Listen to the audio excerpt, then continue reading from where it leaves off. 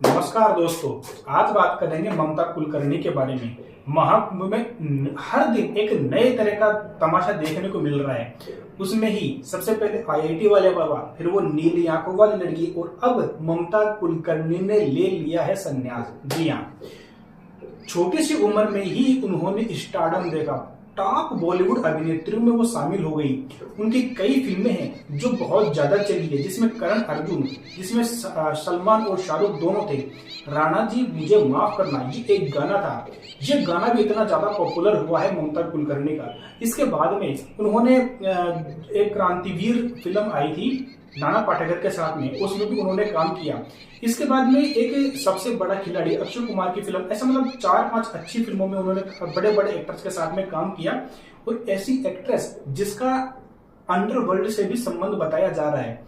Underworld के जो एक ड्रग्स माफिया था विक्की गोस्वामी, तो उससे उसका संबंध था। उससे वो प्यार करने लगी और दुबई में जाकर के उससे शादी कर ली। जबकि जो ये विक्की गोस्वामी जो था ना, इसको 12 साल की जेल भी हुई थी ड्रग्स के मामले में।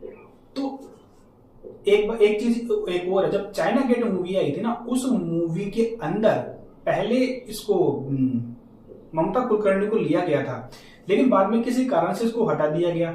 इसलिए इसने अंडरवर्ल्ड से फोन करवा करके धमकी दिलाई डायरेक्टर वगैरह को। तो ऐसी भी कुछ बातें सामने आती है। अब बात करते हैं कि आखिर ये जो है महामंडलेश्वर बनने का विचार क्यों आ सकता है। इसके पीछे मेरे हिसाब से 2 कारण हो सकते हैं। एक कारण तो ये कि सच में उसका जो है ममता कुलकर्णी का कि इस मोह माया से मन उठ गया हो कि अच्छा टाइम और बुरा टाइम दोनों टाइम वो देख चुकी है, तो अब वो चाहती है कि मैं भगवान के शरण में आ जाऊं। एक कारण तो ये हो सकता है।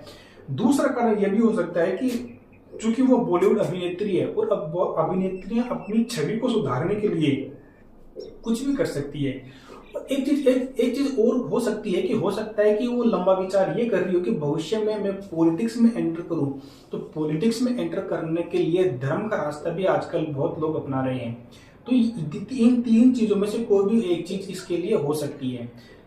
जब उनसे ये पूछा गया कि अचानक से आपने ये महामंडलेश्वर बनने की, ये संन्यास लेने की घोषणा अचानक से कैसे कर दी, जिसको देख करके सब लोग चौंक रहे थे, तो उन्होंने बताया कि यह अचानक नहीं है। 23 साल पहले ही मेरे गुरु ने मुझे दीक्षा दे दी थी और उसी के कारण मैंने 12 साल तक कठिन तपस्या करी। तपस्या कौन सी तपस्या उन्होंने ये करी है कि तो खाना पीना छोड़ दिया, सिर्फ फलों का सेवन किया है और पानी पिया है। इसी के बल पे वो जिंदा रही है और तपस्या करके उन्होंने, अब ये उनके शब्द हैं, वास्तविकता है या नहीं हो तो वो जाने, कुंडलिनी शक्ति भी उन्होंने जागृत कर ली है, ये उन्होंने बताया। और ये भी बताया कि इस महाकुंभ के मेले के अंदर मुझे ब्रह्मा, विष्णु और महेश, इन तीनों के दर्शन मुझे एक साथ हो गए हैं। और उन्होंने मुझे ये आदेश दिया है कि ये जो किन्नर समाज होता है, किन्नर समाज के साथ में मिलकर के इस सनातन धर्म को आगे बढ़ाओ। तो ये ममता कुलकर्णी ने कहा है मीडिया वालों से। और जब मीडिया वालों ने पूछा कि जब आपका जो महामंडलेश्वर आपको बनाया जा रहा था, जब आपका पट्टा अभिषेक किया जा रहा था, तो आपकी आंखों में आंसू क्यों थे। तो इस पर ममता कुलकर्णी ने कहा कि आंसू इसलिए थे क्योंकि मैं अपनी पिछली पहचान को अब छोड़ रही हूँ। जीते जी मैं अपना पिंडदान कर रही हूँ और अब तक जो भी मैंने कमाया है, जितना भी मैंने नाम शोहरत जो भी कमाई है, वो सब मैं छोड़ रही हूँ। और आज के बाद में मेरा दूसरा नाम होगा, उसी नाम से मैं आगे जाने जाऊंगी। तो इस वजह से थोड़े से आंखों में आंसू थे। खुशी भी थी और दुख भी था। जो नई जिंदगी आने वाली है उसके लिए खुशी, जो पीछे छूट गई उसके लिए दुख। तो इस तरह से उन्होंने ये सब बताया है।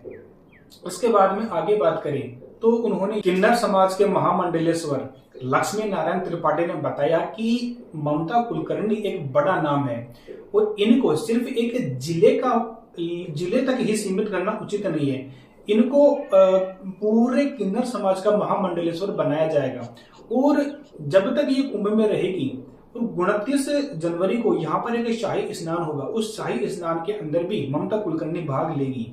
तो आप लोगों के विचार से आप बताइए कि ममता कुलकर्णी ने संन्यास लेने का फैसला आखिर क्यों किया है। इसके पीछे उनकी क्या वजह शामिल हो सकती है। कमेंट्स में अपने विचार हमें बता सकते हैं। धन्यवाद।